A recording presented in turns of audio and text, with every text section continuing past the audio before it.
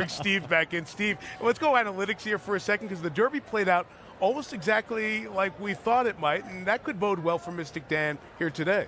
Yeah, Mike, sometimes the answers are easy. Sometimes they're literally right in front of you, and yet you still don't see them, or at least that's often the case with me. And case in point, the Derby 2 weeks ago.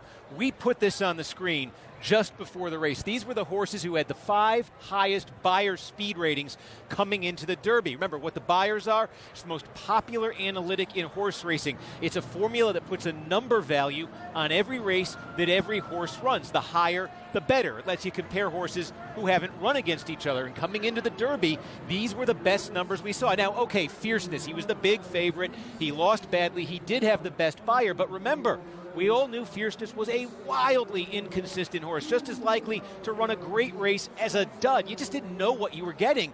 And if you just look to the next horse on the list, look, it was Mystic Dan with a 101. He was 18-1, a long shot in the Derby, not according to the Beyers. The Beyers had him right there. Look below Mystic Dan, Forever Young.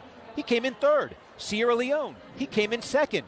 Catching Freedom, he came in fourth. 1, 2, 3, 4, just by looking at the Beyer. I was looking at it, but I didn't see it. It's the story of my life. But let's make sure that doesn't happen again.